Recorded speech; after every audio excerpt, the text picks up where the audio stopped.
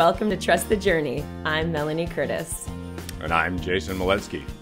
Our mission is to live, laugh, love, and learn together with you. We're here to celebrate conscious connections, to grow and contribute through our practice of openness, honesty, vulnerability, humility, and trust. Trusting the entire journey. If you want to find us on the wider internet, our website and all our social media handles is trustthejourney.today.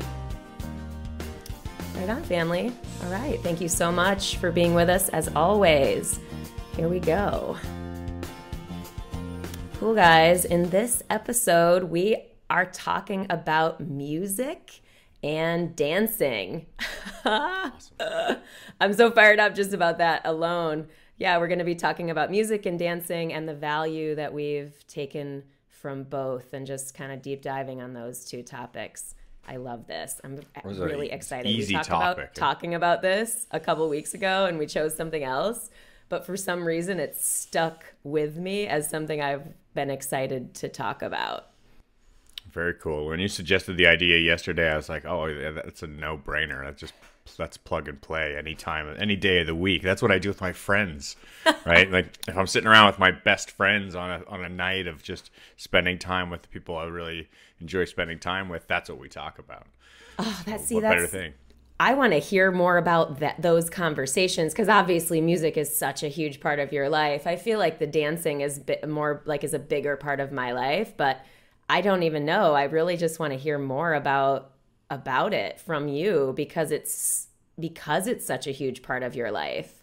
Well, I'm happy to do that. I look forward to sharing. Yeah. But I want to start somewhere like at the beginning. Like, yeah, let's do it. Go back early on. Tell me about what are your first musical impressions, because it's something I think about a lot. Like I actually put a lot of time into thinking about how music has affected the early part of my life. And sorry for our listeners who I think are landscapers walking by with some noisy machine. So can't really hear it. I mean, I had a full thunderstorm last week. Yeah. It's all good. So tell me about your earliest memories of music and how music, like your first thoughts, like, oh, I remember music when I was this small. That's a good question. The first thing I just thought of right now when you asked that was Mr. Rogers. Awesome. And watching Mr. Rogers and yeah, just singing this. I don't even remember the songs, but I definitely remember watching Mr. Rogers and loving that. Yeah. I pick up some of my early programming as well, like the shows that I would watch as a kid. One of them, when I was probably like a 3-year-old or 4-year-old, was called Polka Dot Door, and then there's things like Sesame Street or Electric Avenue. I'm dating myself by mentioning those for sure. Sesame Street. Yep. Bam. And that one was hugely musical, right? There's tons of music in that show.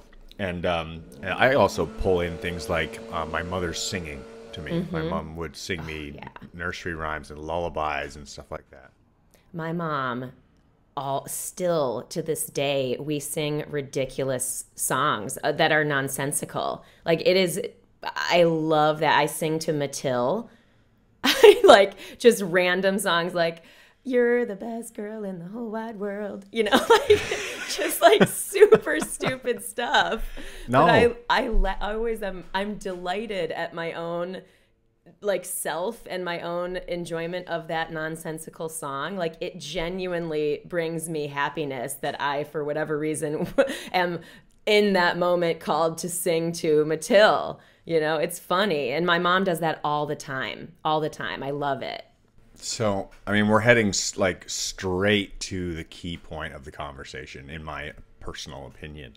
There's an incredible value here. There's a reason why music permeates all cultures, all languages, all walks of human existence. And there is something that is utterly pleasurable, right? That is just so enjoyable about how there's no limitation to the way that we can express ourselves when it comes to music. We can think of it as silly, nonsensical, as you describe it, or as fleeting, or as cinematic, or like there's a million different ways to describe what music can be. Music can describe anything. Music it is a language that describes an experience, a feeling. It expresses a feeling without words, right? Yeah.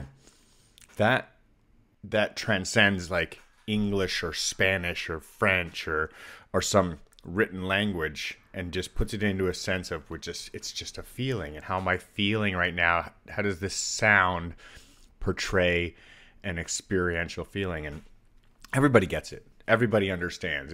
It is the universal language that we all speak, whether we know it or not. We don't even have to have been taught to understand it. You could close your eyes, hear music that you've never heard before, and understand it right away. Yeah. Oh, so cool. It's funny. I was thinking about even I'm doing the Sam Harris waking up meditation sort of progression. Oh, yeah. And part of that is to, when you are just starting to sit there and watch your consciousness, you're watching for different sounds to come in. Now, this is kind of a little, seemingly potentially a little off topic, but it's about sound in the sense that your landscaper just went by. There was a siren that just went by on my side. And like historically, I would have this trigger of like, oh God, perfectionism would come up of like, oh my God, we can't have extra sounds. Whereas interestingly, I'm having this new relationship to sound in general, and just taking it in and having it be part of the experience, which to say that that's music per se, but I just am acknowledging that sort of different relationship to all sound, because not all sound is pleasant, obviously. And I don't want to have sirens going on all the time when we're recording the freaking podcast, of course. You know what I mean? But I recognize there are parts of it that I can't control, and parts of it that just represent sort of life and how it's happening around me. And there's something that I appreciate about that. I listened to this piece a while ago, and I was just looking for it to see if I could find it. And it didn't come up for me right away, but it was a wonderful artistic discussion about the difference between sound, noise, and music. And just getting into this description about the types of patterns involved and what differentiates, where music has an intentionality to it. Yep. At some point, in some way, there's some interaction between two different elements at a minimum, or even no, sorry, it can simply be a single element in a beat by repeating itself, or two different elements or more interacting to tell a story, to speak to each other. Whereas a noise is more like a single occurrence, something that just happens, like, if I drop a glass and it shatters and it breaks, right? And the sound of that glass breaking, it's a noise. Yeah. Okay. Now, there's a noise pattern that is brought up, which is really interesting to observe. And this is from a long study of sounds, and it's in reference to the sound of traffic. Okay, so this is an unpatterned sound, right? So it's lots of the same kinds of sounds all interplaying together, but it's not in a patterned way. So by definition, it's a type of noise because it's just random.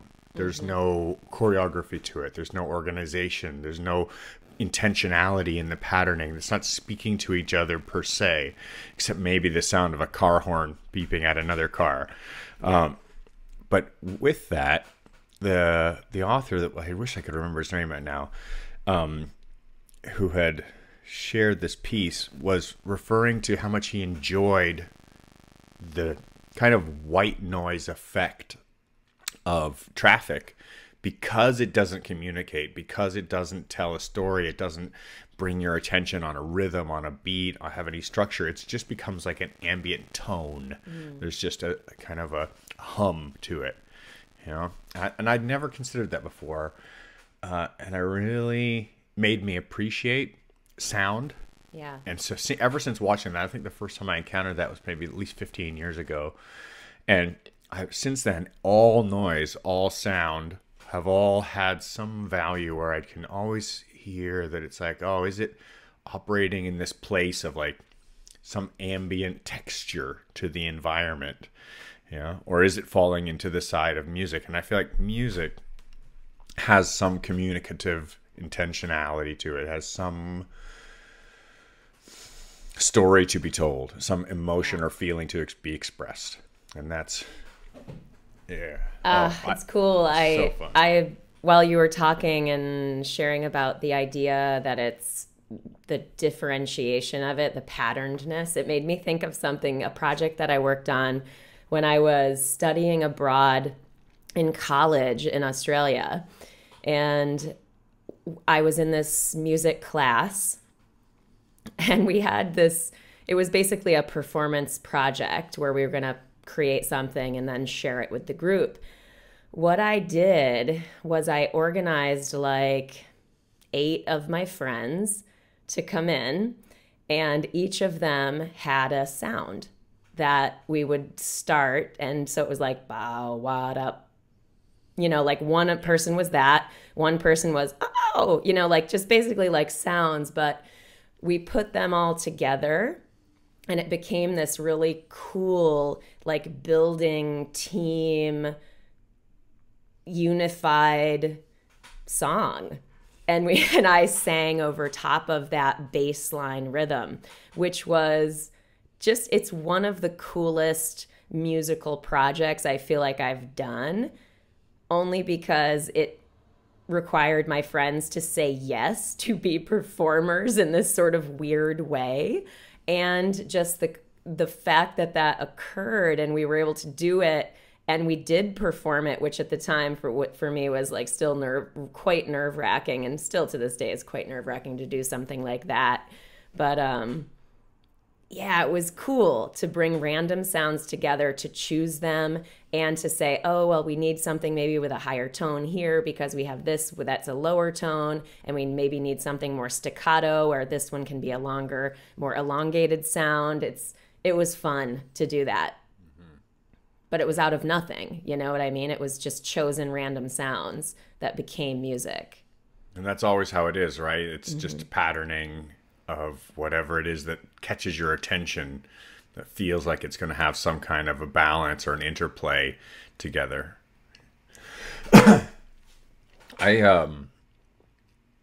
always found it incredibly fun, just a very entertaining process to describe the sounds, the feelings, just to spend time. Like you were asking earlier, I went into those conversations. I love just, what does the sound inspire? Is it a wet sound? Is it a dry sound? Is it tinny, or is it really deep? Like, what are the words within our languages that we can choose to describe what it makes us think of or what it makes us feel? And I love when those conversations are opened up to more and more abstract types of approaches to thinking about it, because it really allows us to kind of remove the box that we put around ourselves for how we approach thinking about anything, because it just opens it up to infinitum, you know, to any possible way of describing it. So even just in listening to your description there makes me think about, you know, you're like, oh, I need something that's low or something that's high. And we're immediately thinking about creating some kind of a contrast or some kind of a balance in those elements. And for me, that process of being observant, of actually listening, of actually paying attention to those little details and really zoning in on them, it's such a fun thing to do. Yeah, well, for me, I mean, going to the dancing part, like we ask about what does the music inspire. For me, it's almost automatic that music, almost all of it, will inspire me, quote unquote, unconsciously even, to move, however small. You know what I mean? But I definitely feel connection to the music that is meant with that pattern or rhythm or whatever song, or that it's almost automatic. Like I just said, it's just I'm trying to reflect on it in this moment. Like, do I intentionally dance sometimes? But it's undeniably connected for me, where it's rare that I will just sit and listen to a song or listen to music and not have some level of movement connected to it. You watch little children, right? They don't have to be taught how to dance. They know already that there's some physical relationship to the energy that comes from the sound. The sound that is music. I think that's the difference between noise and music, right? Is that the sound that is music inspires you to have an engagement, to physically engage in movement, in relationship to that sound. Whereas a noise might inspire like a reaction. You could be scared by a loud sound, or by a quick sound, or something close to you when you're not expecting it. Whereas that musical reaction, it's built into our genetic code to dance, right? And if we go back through all of human history, that tribal rhythmic dancing around the fire, dancing in community, it's a really big part of bonding our culture and our community together. And it still is to this day in every culture around the world. It's so prevalent in every age group too. There's no gap anywhere in any of our culture where music is not still the common ground. Yeah, crazy. Yeah. I mean, it's freedom. It's I feel like it's instant access to freedom from our thoughts, from worries, from projecting forward or worrying about the past. If we talk about just mental health and go that direction, and we talk about this from a perspective of how can I use this right now today to help myself feel and be connected and be present. It's like instantaneous presence when you are really connected to music and movement. For me, that's my experience when I'm dancing, when I'm really connected to the music. And this is it's definitely in the sense of, I've mentioned that I do West Coast swings. That's a different version of dancing, obviously, than say you're DJing at an event and I'm dancing in a group of people. It's two different things, but I would say in my experience with both of those versions of movement and dance and connection with others, it still very much brings me to the present moment. And it's like it's almost like you have to be present in order to really be enjoying it. I guess you don't have to be, but then it feels disjointed. It doesn't feel fun to me when I'm disjointed like that. It doesn't feel like I'm in flow, like I'm disconnected from flow. I'm disconnected from the whole of the energy. You know what I mean? Absolutely. And so when I'm able to really connect to the music and the movement, it's such an awesome experience of flow and connection that it just feels like freedom to me. I think you're hitting the nail right on the head. I was hoping we would get a chance in this conversation to talk about a few of the key reasons why music is so important to me in my life, and I was hoping to share those so that other people could have the opportunity to relate to them and to hear why I'll prioritize music over so many other things. Yeah, I would love to hear that myself. Please do share. You're putting the key words. I was writing them, and then you started saying them. And presence is one of them, right? And so it's a relationship to timing. Okay, there's a certain anticipation that exists within the timing of music, right? Like we almost know what's coming up even if we've never heard it before. That has to do with the way that the beat structures are built into them, because we have as soon as we learn that the beat goes, say it's 4 beats, you know, you've heard it 4 times, you hear it 4 times again, you hear it 4 times again. By the time you've heard it for the 12th to 16th beat, you can now remember it enough to anticipate that that's likely what's going to happen again the next time you hear it. So there's a degree of engagement where it's like, oh, I know what's coming next. So I'm participating in the process of creating it by knowing what's coming. So there is part of me involved in that creation of that experience, not just in receiving it, but also in creating it and anticipating it.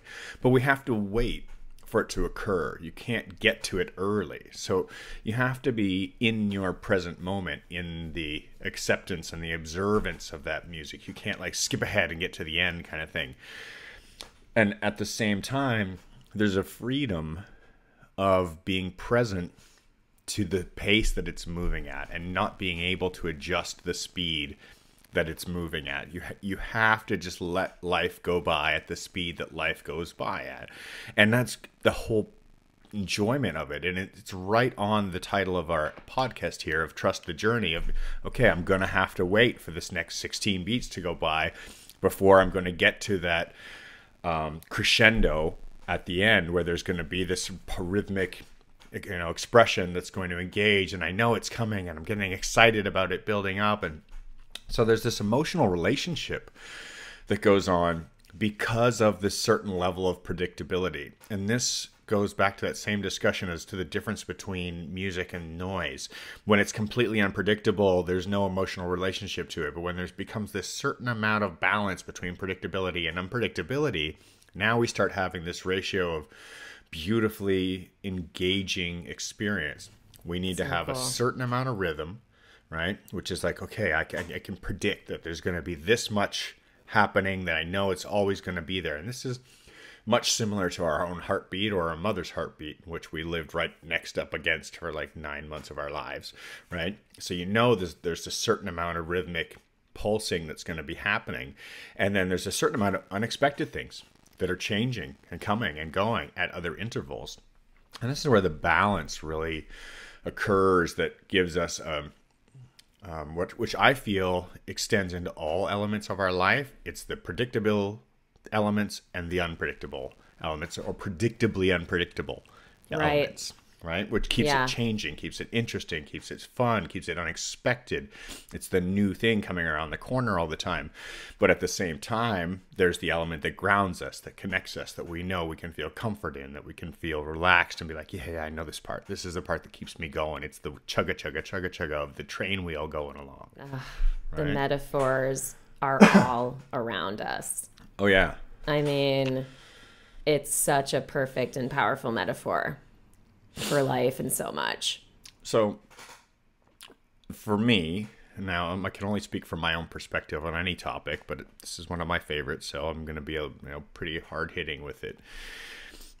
The reason why I sit here surrounded by audio equipment is because I feel like everybody gets it.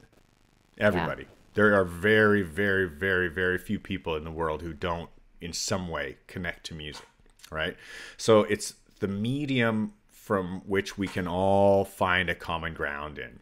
And my personal experience, the first time I realized that it was the connective source of all energy, I was probably 23, 24 years old or so.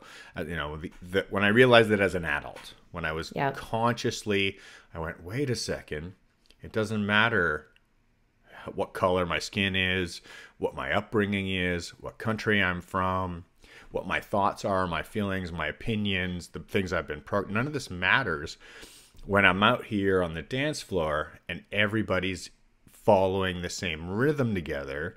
All of that peels away. Amazing. It's the big connective source of oneness in human existence, right? So it transcends religion, it transcends culture, it transcends race, it transcends tradition. Everybody can always find not always, but the everybody has the ability to find that connectiveness between us. And it shows itself so wonderfully on the dance floor. The first time I experienced that, I consider to be one of the most pivotal moments in my life. Oh, it's amazing. Top 3 things that have ever happened in my existence to date, which made me change my feelings, thoughts, actions towards the rest of my life surrounding it. So that was dancing. Before that, dancing for me was something I was uncomfortable with. It was something I was self-conscious about. It was something I was afraid of. It was something I didn't do. I was a white boy, ain't got no rhythm, can't dance, you know? Oh, yeah. And the only time that I can consciously remember like getting up and dancing around in my teens was highly influenced by alcohol. Yep. You know, just drunk and stupid and sloppy dancing. Yep. And I remember those times when I got up and danced and I had a great time, you know. I sure had a hangover the next day, but those times were like, oh my God, I got up and danced last night. I can't believe I got over my own self-created opinions of observing myself and being afraid to express myself and pushing through these boundaries of the watcher, you know, of being seen. Right? Yes. So there's that classic quote of dance like nobody's watching, right? And it's really the one that like makes it all come together. When we do that, when we're free, when we're present, and when we just engage and let ourselves physically express whatever we're feeling inside that doesn't have words that go along with it, that just has feeling, that just comes out of us when we take down that layer of fear that we live inside otherwise, that's where the real freedom comes with, of being completely present, completely free, completely open, unrestricted. Yeah, it's just an intensely gratifying, and all the emotional feelings that come along with it for me, it just feels good. Yeah. It's funny. I'm listening and I'm trying to almost think about when and if there were a parallel experience for me where I then felt free to dance and be seen. And I can't say that I remember a turning point for me for that. I would guess there is one. If I think of it, I'll share it. But what my brain went to is, for example, in my role as a professional skydiver, when I was traveling and going to lots of events, when I was running the drop zone in Southern California and was sort of leading those events, one of the things that I did, I feel like I might have shared this on the podcast before, but this is super relevant to this topic today. One of the things that I always did in that leadership role was, and I consciously took this on as, this is something I'm going to give and I want to do for both myself and the people that are there. And that is to be willing to get on the dance floor first. Be willing to start dancing and look quote unquote stupid or whatever. Just be willing to be the first one to get out there and to start to move and start to dance, and basically give people, in so doing, give people permission to do the same. And I feel like I recall feeling nervous maybe at the start of that, but that became something very positively powerful in my experience as a leader, at least in the skydiving community. But it's also been at weddings and, and events where people maybe are a little bit shy. I just am a little bit less shy for some reason when it comes to movement. And I don't even know why that is. I definitely have a tone and thread in my life connected to movement and the love of it and the embracing of it, however it might take shape. It's a really powerful thing, that concept of being the leader, to being willing to step into that space of moving from the way that we typically posture ourselves as humans, as people, and being some layer of, oh, I have to have some kind of restriction to how I express myself. We all have this idea that we don't just dance through every part of our day, right? That we have to act a certain way at certain times. And that's description of stepping outside of that box and just being, no, I can change from this to being, dancing. Dancing can be how I express what I'm thinking and feeling at an instant. It's a incredibly freeing part of our culture. The people who are those initiative takers, yourself included, wonderfully, thank you, are the ones who help to change the way that we act, right? So there's a theory called the first follower theory. Yeah. Right? Oh, I so love this, yes. Yeah, it's popular, right? So you're up there dancing by yourself is one thing, but as soon as you've given somebody else, you've now given everybody else permission to join you, right? It's like, oh, we don't have to be inside of our boxes of expression. I don't have to hold back what I'm thinking or feeling. I can demonstrate it through dance. But now that one person's doing it, a second person can do it. And as soon as that second person can do it, now everybody's welcome. Yeah. Right? And it's such a powerful expression. And as a DJ, I can't tell you how important these individual actions are for the greater part of the community.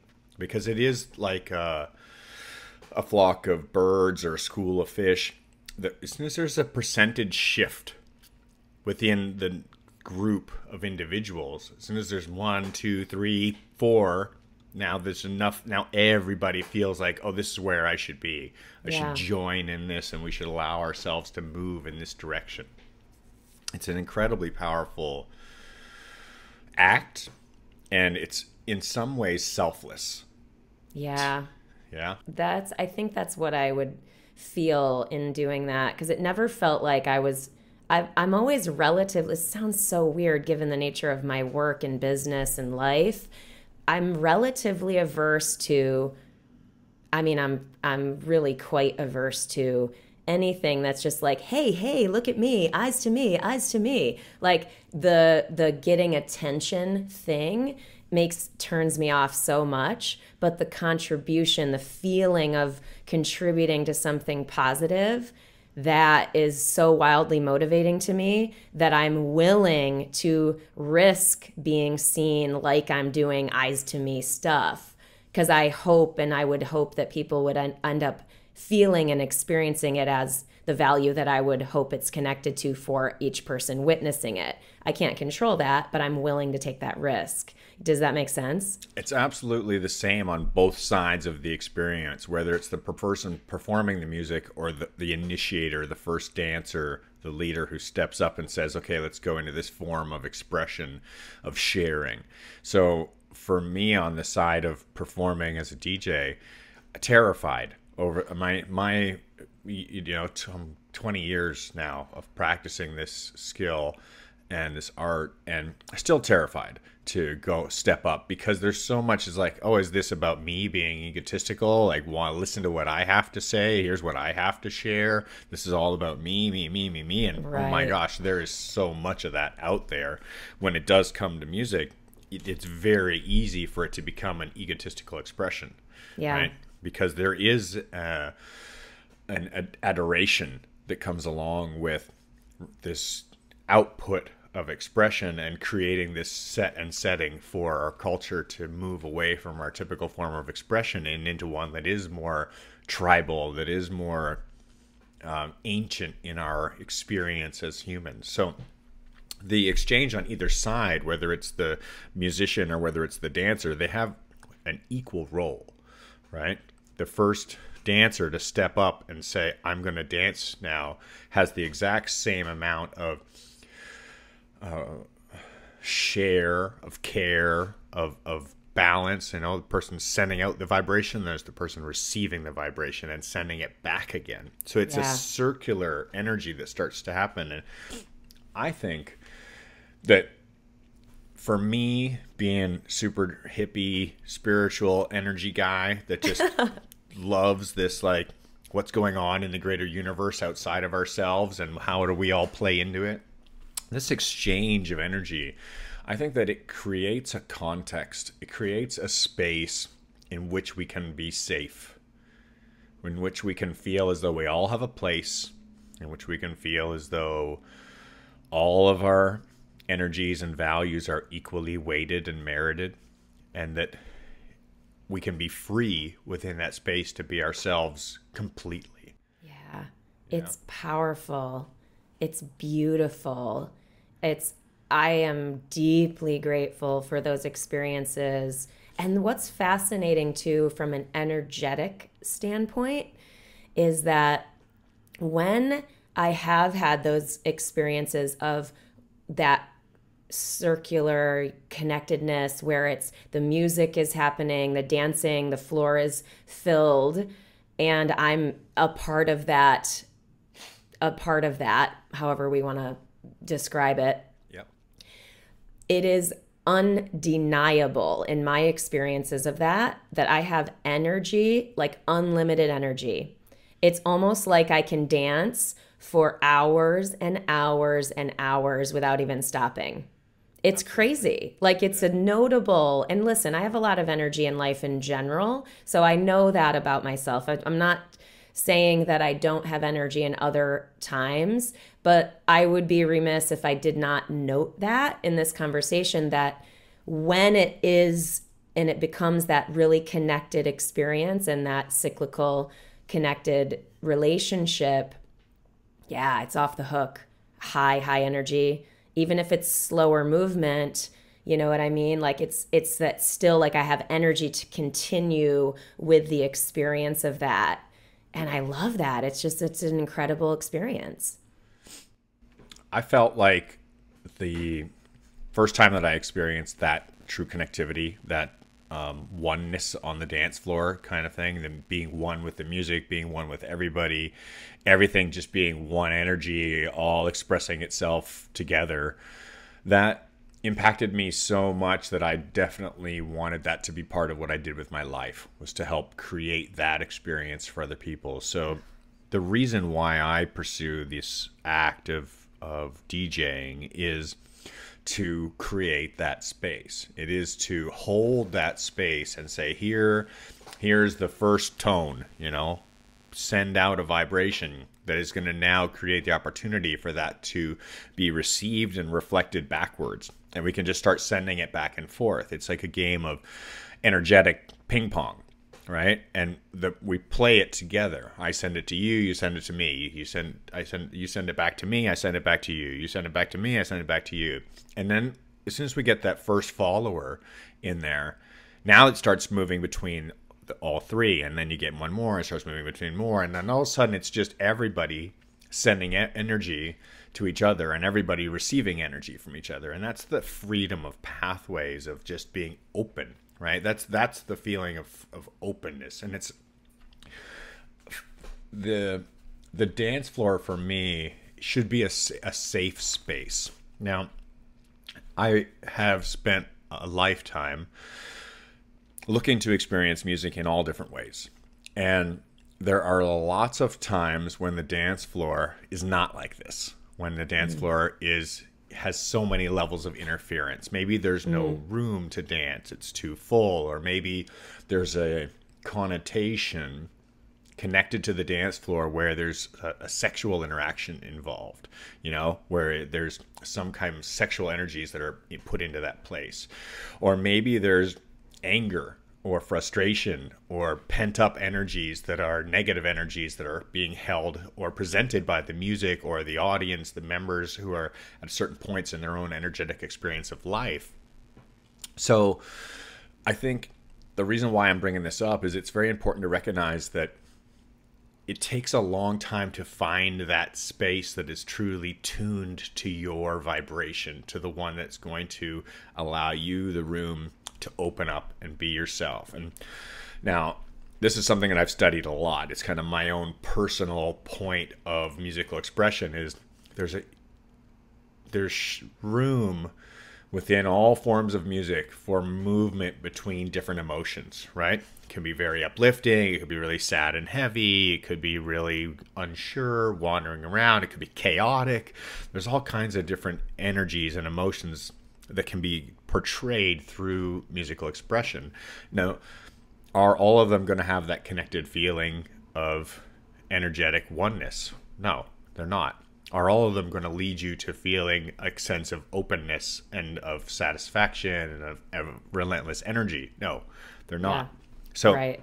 music can take you to anywhere. It can take you to anything. And I bring it up because it's important. There's just because we've gone out once or twice and we've tried and like, oh yeah, I went to a nightclub once and I listened to some music and I didn't like it. And yeah, I've been to tons of nightclubs that I didn't like. And actually, I don't like nightclubs, period. I'm a thumbs down. Bam, yeah, definitely.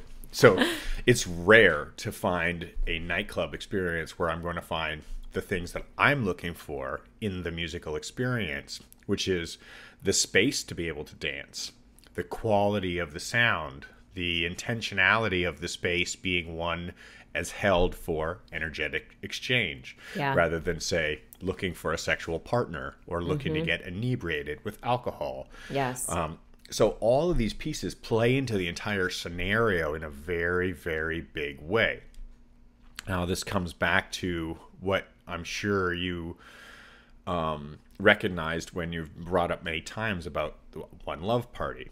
There's a sacred dance floor, right? And this dance floor exists. It comes and goes, right? In different places all around the world, people get together and they make a point to create a space where the intention is to be able to dance like nobody's watching, to be able to freely express yourself without being targeted as a sexual partner, right? Because you're moving fluidly and beautifully doesn't mean that you're looking to be attracting someone. Yep, right? exactly. You're just looking to share your expression of who you are without that necessarily meaning, oh, look at that girl over there. She's so hot. I'm going to want to touch her butt. Like, no, don't touch her butt. Exactly. Leave her butt alone, right? So this is one of the things about truly creating these sacred dance floors, these sacred spaces in which this energetic exchange can occur, where we can get out there, we can all look out for each other, and like, it's basically like, get your arms out enough so that you can move around you with and not bump into the person next to you, and have enough space to move and have the safety of being able to take your shoes off and know that the floor is not going to cause you any injury. Like, there's not going to be any glass, right? Things like this. So I've been to tons of events, right? Like big festivals of every variation, everything from Ultra Music Festival to Burning Man, which are like completely opposite ends of the spectrum from each other, where, you know, the non-initiated, the person who hasn't been to this kind of stuff, isn't going to know the difference. They're like, whatever, it's a music festival, it's a music festival. You know, no, they're completely different from each other. Amazing. Right? Yeah. Ultra Music Festival, you're going to be dancing on a sea of trash.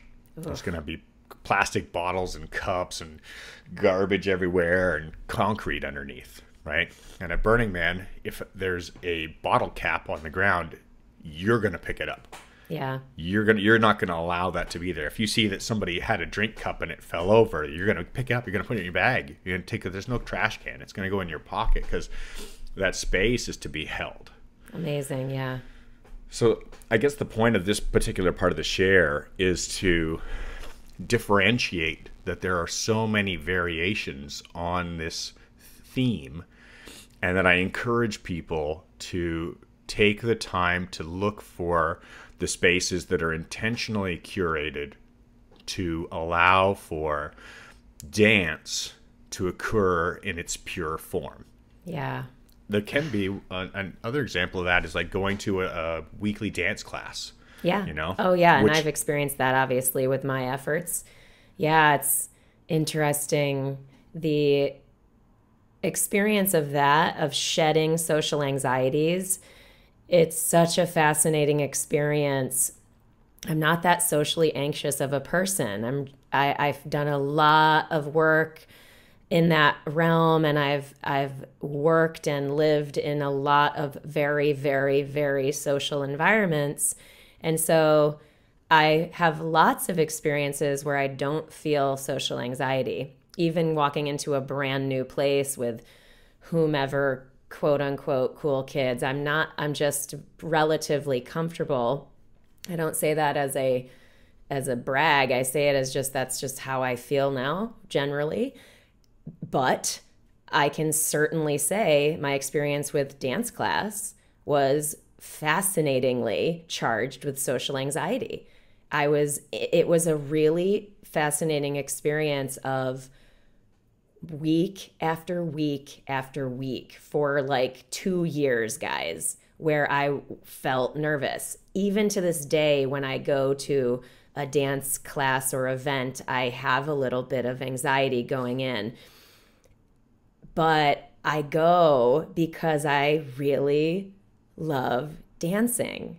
It sounds so silly, but there's something there still for me that I'm working through, which I like. So I haven't fully prioritized dance the last year or so. Excuse me. So it's not like it's been my number one main focus, and that's part of it. So it's almost relative to skydiving, where currency, I think, does matter, and meeting your people and feeling comfort in community and relationships. So I recognize that that's part of why I still feel socially anxious going to these things. But I don't know, I just invite people listening, if they are called, to recognize that they might feel that too. And there's so much value, and I think leaning into those experiences that help us bring that type of fear down. As you said, you sort of alluded to this earlier, that it's not going to be instant, most likely, for people to have an experience of connectedness and oneness and that feeling of freedom when they dance. It might happen right away, and it might come and go, or it might take a while to really release these fears that we feel for lots of varied reasons. This is going somewhere. I want to share this really quickly. I wrote a column about this. One of my columns, I wrote this probably a year or two ago, where I was on a Delta flight to Los Angeles. It was this long flight, and I had my earbuds in, and I was listening to music on this particular trip. I don't always listen to music, but this particular trip I was into it. I wanted to listen to music. So I get up and I go to the bathroom, and I'm listening to the song Sunshine by Matisyahu. And I just love that song, and I was in this mood, and I'm like in the bathroom of the commercial jet, and I'm like, yeah, like I'm fucking fully having a dance party of my own inside the bathroom. I'm like really enjoying it. Like, this is I just went for it. I'm like, fuck it. I really feeling this music. And so I enjoyed dancing in the bathroom of the commercial jet. What I noted, though, is when I stepped out of the bathroom and I was smiling, I was like radiating joy. I know, this is true. This fucking happened. I mean, you believe me, obviously. So I'm radiating joy because I'm just like, oh, so awesome, and I'm feeling it. I step out of the bathroom into the fucking cabin again, and I notably noticed that I kind of closed down my radiance, because I was like, it wasn't even conscious. But it was that almost societal thing of we don't dance in the commercial jet bathroom, or we don't dance on, whatever, or we aren't that happy coming out of a bathroom in a commercial jet. Maybe things went really well. Like, what? Maybe things went really well in there. Like, exactly. Celebrating. Like, what stories are they making up? But I definitely reflected on that after the fact of like, why did I blanket my radiance walking out of that bathroom? And it made me go, there are so many different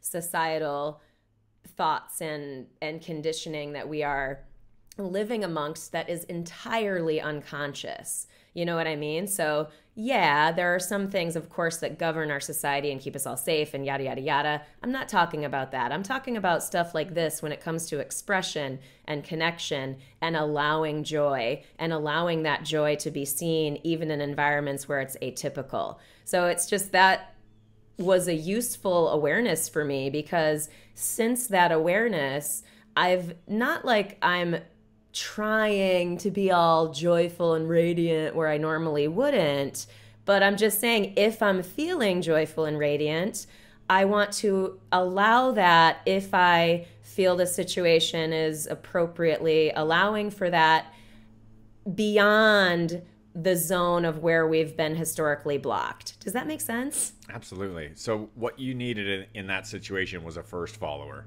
Yeah.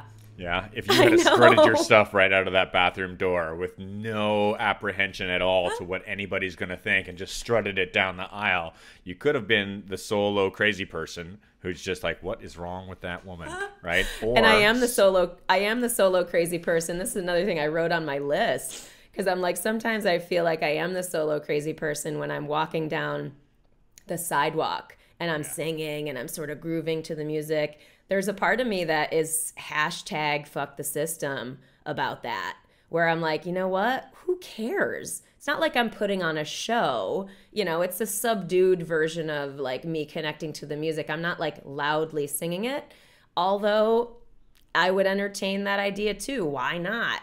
You know, but I'm definitely feeling the music and not afraid to necessarily dance at a street corner when I'm waiting for a crosswalk sign to turn. And again, not like I'm putting on a huge show. I certainly could if I wanted to, but I'm even just allowing some movement that is in me to come out versus keeping it caged. It's so gratifying. It's such a freedom, right? I mean, we all know the rocking out in your car. Right? Because it's okay. You've got your safety cage around you, right? Like I've got my cage. I got my music in here. I'm allowed to rock out in here. I can scream at the top of my lungs and nobody can hear me. Well, maybe you can hear me, but I have enough cage around me that it's safe. Totally. You know? And there's that versus there's the classic example, one that comes back from my history is like the boom box on the shoulder, being like, I'm going to send my stuff everywhere. I don't care what anybody thinks. I got my boombox up here. I'm going to rock out because this is what I like and it makes me feel good, you know, and that confidence that comes with that one. I think there's something that we all need about the musical experience that undoubtedly or undeniably is, excuse me, pardon me, undeniably, when we create the opportunity for ourselves to have a musical experience, especially one that allows us to dance and to physically move our body, there's a contentedness, a feeling of connectedness, a feeling of peace and presence and just restfulness that follows that experience. And I highly encourage everyone all of our listeners to right now think about the last time that you felt that, the last time that you were out at an event, whether it was a concert or a show or a street corner musician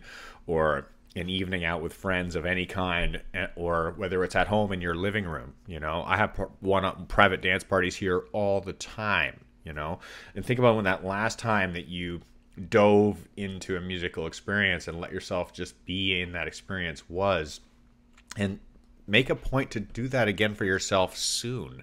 Like you could do it right now, or you could say, oh yeah, tonight or next week, or I'm going to look up when's the next concert, or I'm going to look up when's my favorite band playing, or maybe I'm going to take a trip to go see some friends and get together and go dance together. And so I mean, that's something that I need to do. If I need to have it in my life enough to the point where I just do it for myself now. I just create it, you know, like I put on events and I go to events and I make a point to play for others, to create that space for others. But I feel like I want to continue to hammer that nail in, because there's a spiritual connected feeling that is a real thing. You know, Agreed. our own stress levels, our levels of stress hormones in our body are going to go down following an experience like that. And that connectedness to the music is a connectedness to ourselves. It's a connectedness to our root of our being, it's okay. And here's my favorite examples. It's okay to express these feelings, right? So one of my most pivotal bands, musical performers that affected my life more than any, one of the top 5, I'd say, Pink Floyd. Okay. Now, what do I say about Pink Floyd? Well, they're definitely one of the most impactful group of musicians of our modern history. And the reason why is because they made it okay to not be okay. They made it okay to be broken, to be confused, to be tormented, to be unsure, to be lost, to be scared, to be a child, to be an adult who's still a child, to be all these different things. And they made that okay in common culture. Yeah. Right in the middle of where you needed to be a grown-up and you needed to fill all these ideals that we created with ourselves. They're like, actually, I'm going to feel some pain over here. Yeah. And I'm going to express that pain through a wailing guitar or a beautiful orchestra or just, you know, singing and dancing or whatever the element might be. And that okayness, that it's all right to express these emotions, that's the root of therapy, right? Yeah. Like if we leave the musical setting and we put ourselves into like a psychiatric or mental health, mental wellness environment, and we say, what do we need to do? Well, we need to talk about our feelings. We need to express our feelings. We need to share what we're feeling. Well, this is the exact same thing. This is me sharing what I'm feeling, and even better than using words, I'm using movement. I'm using feeling. I'm letting these feelings come up, and I'm letting them go out. Right? I love that. Oh, you love it. I think I love that you brought that up because, and I love that you are inviting our listeners to seek these experiences, if they are so called. To add to that, I would say you and I talk about a full range of possibilities. And obviously we go pretty big in the things that we are willing to do and the things that we do. Haha. Why I bring that up is that in no way do you have to do this in a huge scale. You don't have to go to a music festival. You can do it in the safety of your bedroom. You know what I mean? Yeah. The Headphones safety in, of the earbuds. Yeah. Like, take this like any piece of growth and evolution and spiritual healing and whatever else that we're up to in this life and whatever else that you are doing and where you are, take it at the pace that is right for you. And so that's the thing, like you might feel so stupid dancing in your bedroom. I say do it. Don't tell anybody if you don't want to, but try it. You know what I mean? And then maybe tell your friend and be like, oh my God, I felt super stupid, but I went off. I played my music super loud and I danced till I was sweating and it was amazing. You know what I mean? It could be something like that. That could be a total courageous act for you. And yeah, so I invite that people can start to access this connection and healing through music and dance at any level. I absolutely agree. There's nothing, in my opinion, there's nothing more therapeutically powerful than the freedom of expression that comes from music. Speaking of sound, speaking of noise versus sound, I listened the music to of the dogs. America's Got Talent thing the other day, and there was a Labrador that was singing. And he was full on singing. Like he'd get through his yelp part of his voice box limitation. He'd be like, "Arr!" And then he would, and it would like so adorable. Oh my God, it was so good. Yeah. So anyway, not to let he's the protector of our home here, steal your thunder, but yeah, the healing nature of this is super real for me as well. Super, super real. For sure. And I want to talk about it in a few other ways too, because, you know, we've been kind of leaning things towards the positive emotional expression. And I feel like there's music, I mean, it goes in every direction, right? Like, really heavy metal or like gangster rap, really aggressive hip hop, those kinds of things. They're expressing anger. They're expressing frustration. They're expressing all this pent up rage or energy that like needs a way to be expressed. It needs to let out, and they're just as positive of an expression as it is to, you know, to sing into something that's, you know, that you would think of as beautiful. To me, it's just as much of a release. Yeah, they're all beautiful, right? They're all emotional expressions. And I'm going to mention one of my favorite songs ever. It's by Radiohead. It's a classic. It's called Creep, right? And it says, I'm a loser, I'm a weirdo, you know, nobody loves me, right? It's just this like super just, oh my God. And I know that like the first time I heard this song, I'm like, oh my God, that is just so heavy, so dark, so down. And it's just so real.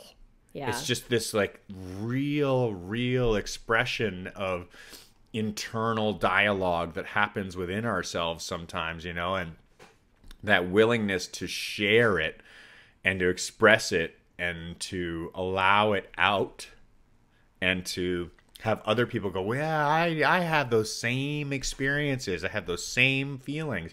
And what happens is this amazing reversal happens where you take this feeling like, oh, I'm a loser, I'm a weirdo, to actually, we're all losers, we're all weirdos. Actually, we're all awesome. This is great. Yep. And it does this incredible exchange of energy where the polarity shifts.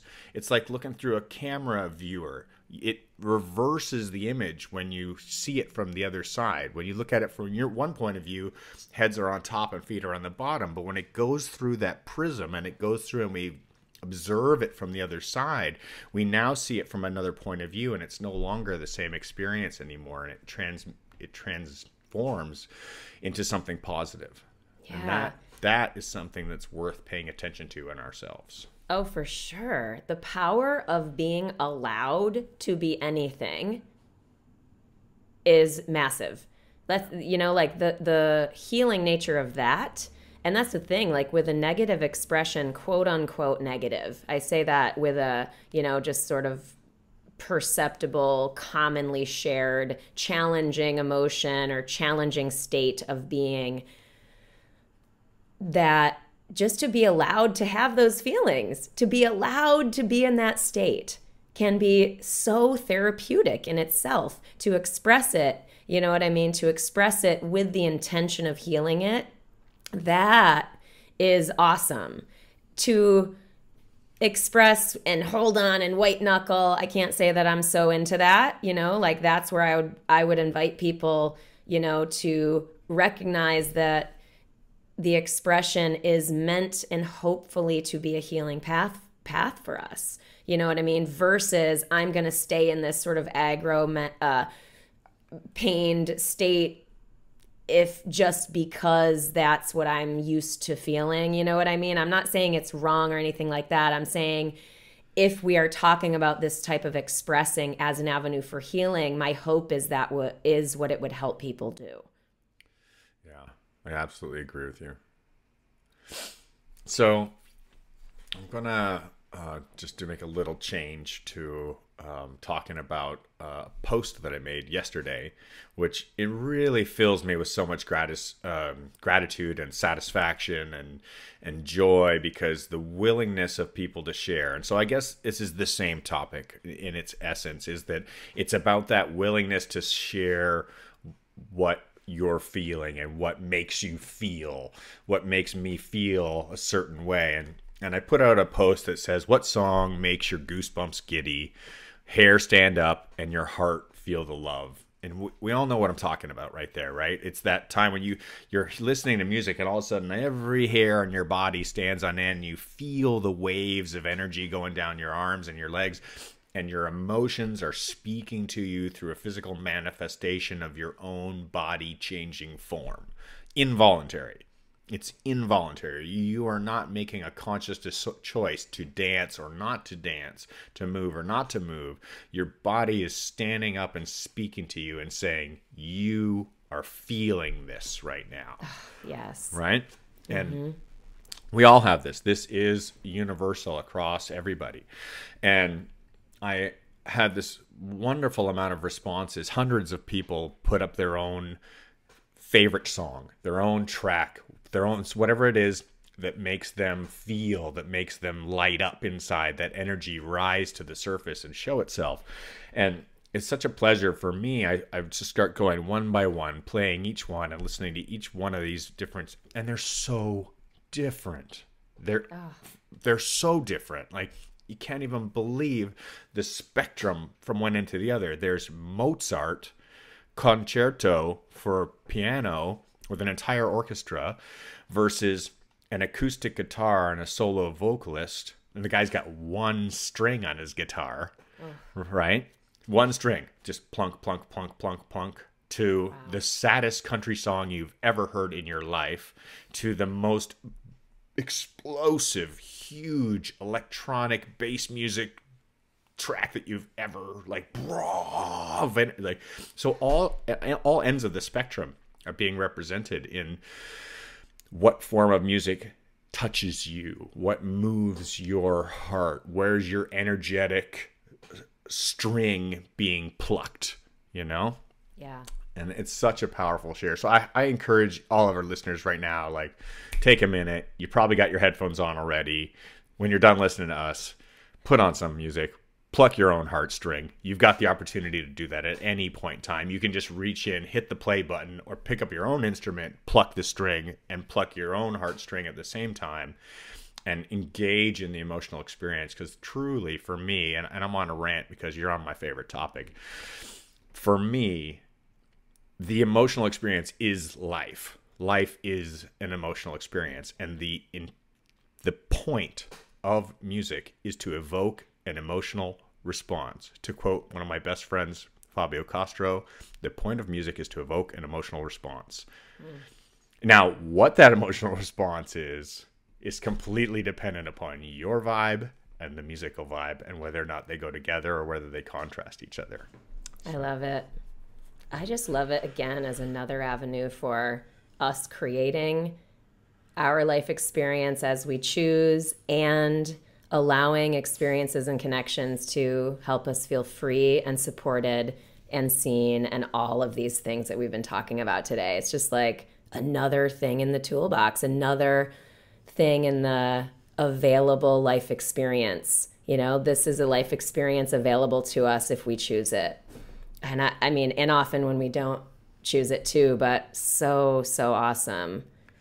I think it's truly our opportunity to connect at the language of the universe. For me, the universe speaks in two ways that are basically polar to each other. It's math and music. And this goes back to that same predictability and unpredictability equation, right? There's a certain amount of predictability and there's a certain amount of predictable unpredictability.